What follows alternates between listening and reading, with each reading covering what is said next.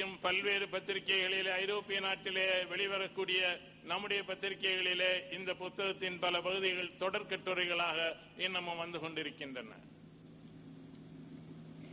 விடுதலை புலிகளின் இயக்கத்தை பற்றி ஆங்கிலத்திலே, இந்தியிலே, இன்னும் இந்திய மொழிகள் பலவற்றிலே ஏராளமான புத்தகங்கள் வருகின்றன.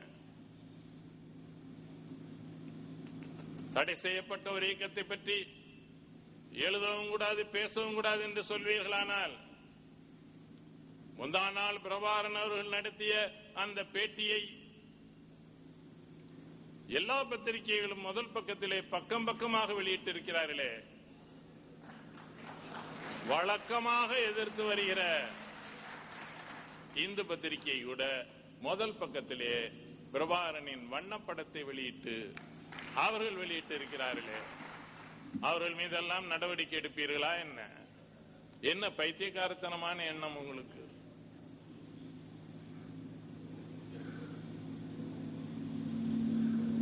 அண்டை நாடான இலங்கையில் 20 ஆண்டு காலமாக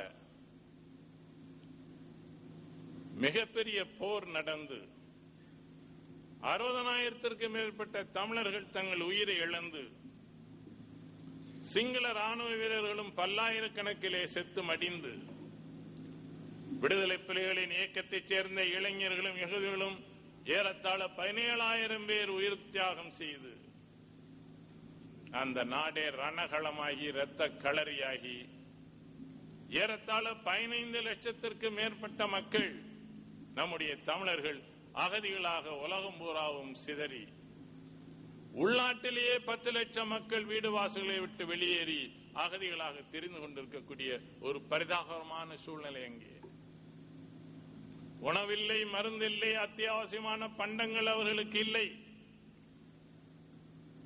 இங்கே நம்முடைய குழந்தைகள், எதிர்கால செல்வங்கள்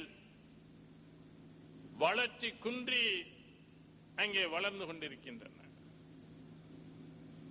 இங்கே வாழ்கிற தமிழர்களிலே, அதிலும் குறிப்பாக நம்முடைய பெண்களிலே பல பேருக்கு அவர்களுக்கு சித்தப்பிரமை, மனோவியாதியினாலே பாதிக்கப்பட்டு கிடக்கிறார்கள். அவர்கள் அனுபவித்த கொடுமைகள், அவர்கள் சந்திக்க நேர்ந்த சித்திரவதைகளினாலே மனோவியாதிக்காரர்களாக இருக்கிறார்கள்.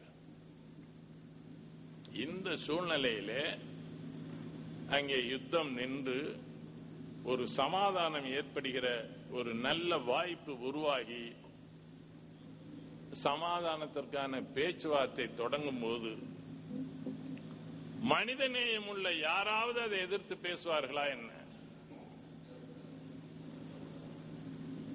யுத்தத்தினாலே அலைக்கழிக்கப்பட்ட, சொல்லனாத துன்பங்களுக்கு, துயரங்களுக்கு ஆளான நம்முடைய மக்கள்,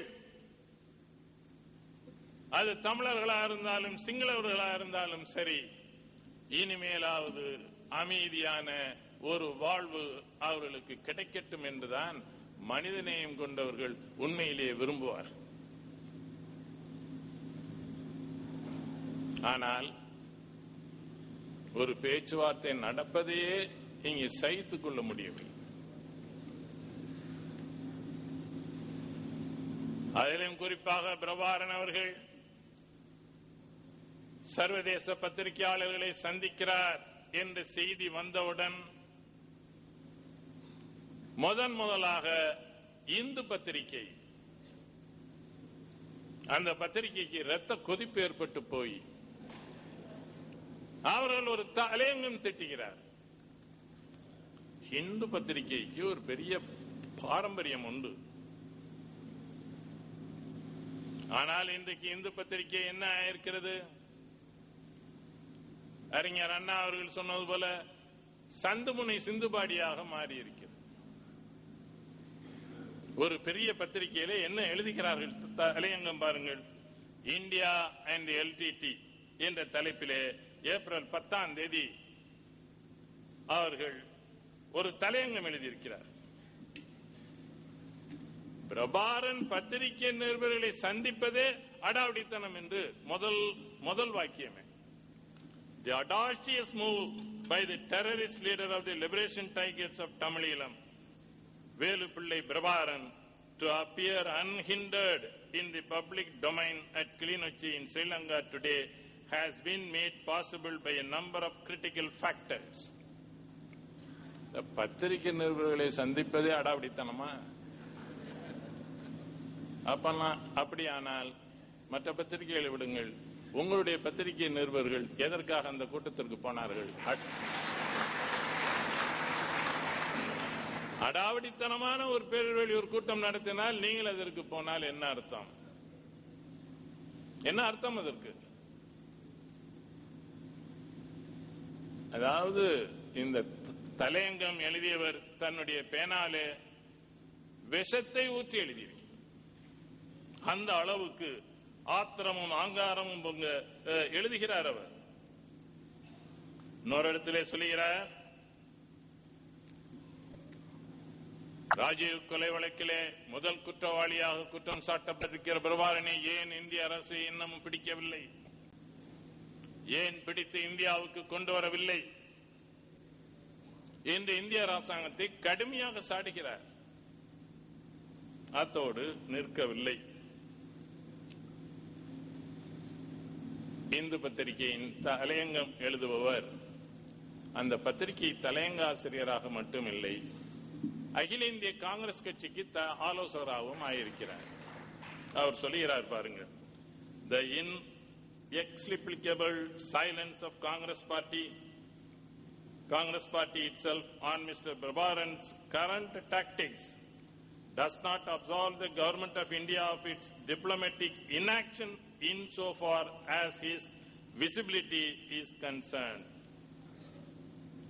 காங்கிரஸ் கட்சி தன்னுடைய அமைதிக்கு, தன்னுடைய மௌனத்திற்கு விளக்கமே சொல்ல முடியாது.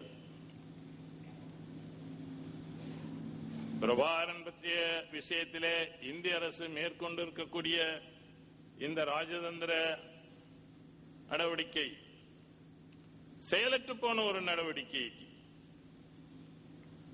அதை காங்கிரஸ் கட்சி பார்த்து கொண்டு சும்மா இருக்கிறது என்று எழுதுகிறது. இன்னும் நிறைய எழுதியிருக்கிறார்.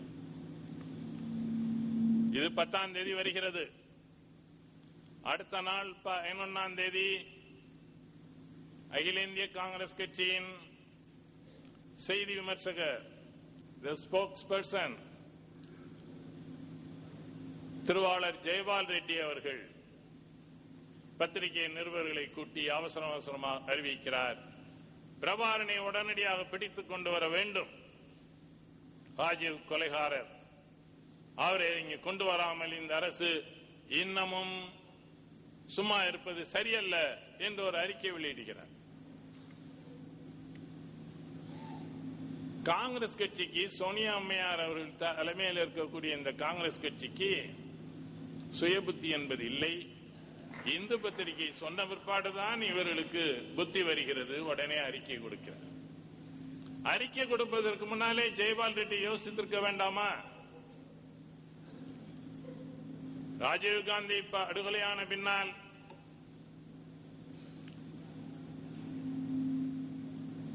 அன்றைக்கு நரசிம்மராவ் அவர்கள் பிரதம மந்திரியாகி காங்கிரஸ் கட்சியின் ஆட்சி நடக்கிறது. 5 ஆண்டு காலம் நரசிம்மராவ் பிரதம மந்திரியா இருந்து நடத்துகிறார். அதற்கு பின்னாலே தேவகவுடா அவர்களும் ஐக்கிய குஜ்ரால் அவர்களும் காங்கிரஸ் கட்சியின் உதவியோடு பிரதமர் பதவி வகிக்கிறார்கள்.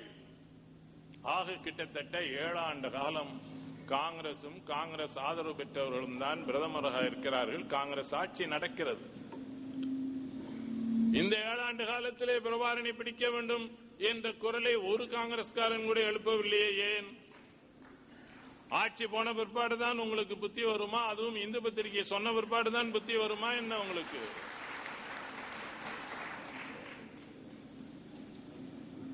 வணக்கம். உங்களுக்கு சுயபுத்தி இருந்திருக்குமானால், சொரணை இருந்திருக்குமானால் அந்த 7 ஆண்டு காலத்திலே நீங்கள் இதற்கான முயற்சி செய்திருக்க வேண்டும். அன்றைக்கு நரசிம்மராவ் அவர்கள் இதெல்லாம் எதற்கு நமக்கு என்று யோசித்திருப்பாரானால், இன்றைக்கு அறிக்கை கொடுக்கிற வாழப்பாடி, இளங்கோ, இன்னும் மற்ற காங்கிரஸ்காரர்கள் எல்லாம்